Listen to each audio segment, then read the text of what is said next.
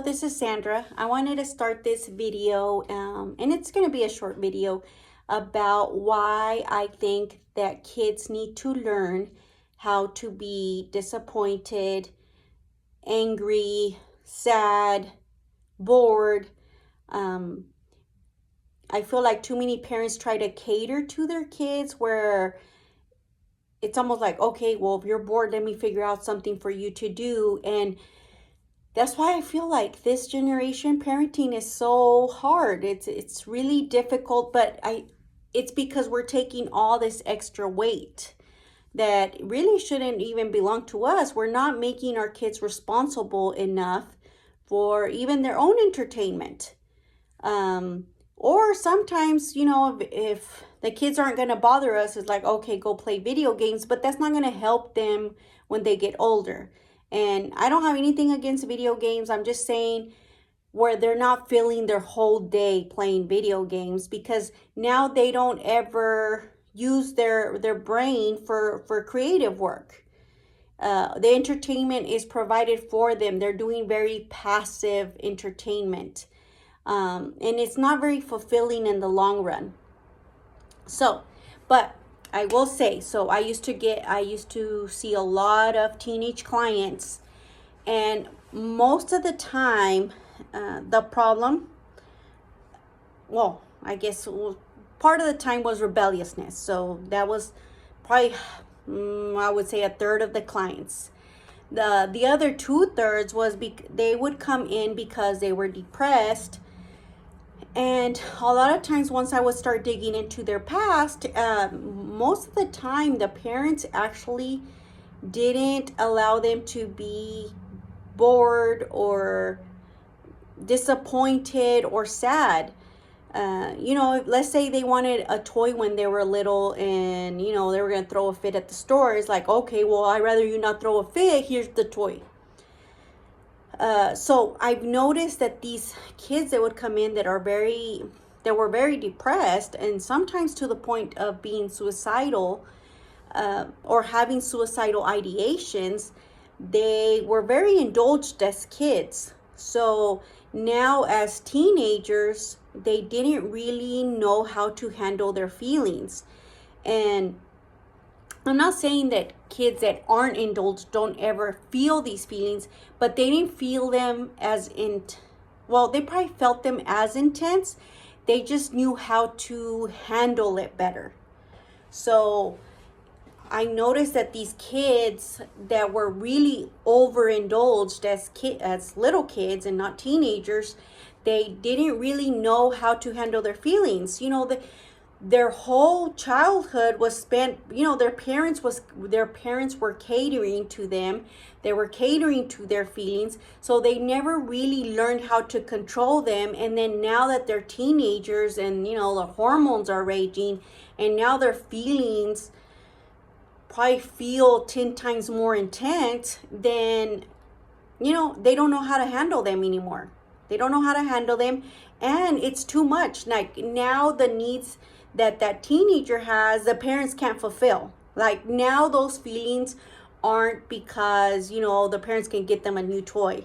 I mean, what happens when the teenager, let's say they're dating somebody and their heart gets broken and they're going through a breakup? I mean, how are the parents supposed to be able to fix that one? So, see, it comes to a point where past childhood where, the teenager's problems can't exactly be taken care of by the parents. So that's why as little kids, it is very important for them to understand and learn how to feel disappointed, learn how to overcome those feelings, learn how to control their anger, because they're not miraculously going to learn how to do that once they become a teenager or an adult. So if you do that, and if you do overindulge your kids as little kids, then you're just going to make them pay the price later. It's almost like you're putting their feelings on interest. You paid with it for a credit card, but it always has to get paid. So they either pay in little increments when they're little. They pay cash. That I would say it's like paying cash. Or it's like you're postponing the heartache, and then now you're going to make it 10 times harder for them to actually learn how to handle their emotions. And even if it doesn't happen as a teenager, it's probably going to happen as an adult. Whenever they get in a relationship, not everybody's going to want to cater to their feelings. And I mean, culturally, we can see this all over the place. So I will say, let your kids be bored, disappointed, sad, and then have them learn how to handle those feelings. That doesn't mean you just, lock them away in the room and, you talk those feelings out. Sometimes you teach them how to reframe their thoughts. Like, okay, so and so made you angry. Have you ever done what so and so did? Kind of teaching them to have grace and mercy for other people. And also, where they have to, pretty much like a therapist, they have to talk themselves out of their feelings. And also knowing that feelings lie. Feelings come and go. Feelings come and go, and they're not the most honest, I will say. And I can tell you that because I remember working with child abuse for many years. And the reason I know that they lie is because I would have a lot of kids that were abused, and guess what? They also felt guilty. They felt like it was their fault. So if feelings don't lie, then I would say, oh, okay, well, if you feel like it's your fault, then it's your fault. No, that's not true. So sometimes knowing that because you feel something doesn't make it true. So you need to be able to discern which feelings are actually true and which ones aren't, which ones are lying to you.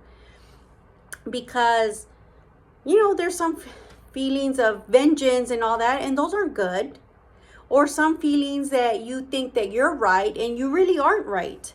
So, I mean, that's how personality disorders are created, where somebody just thinks they're right all the time, and see, they even feel like they're right. There's nothing in them that's indicating that they could possibly be wrong, but it could also be because they were raised to always think that they were right. So anyways, I will leave you guys with that. Let me know what you think about this advice, or however you want to call it. Anyway, so I will see you guys next time, and I hope you have a fabulous day.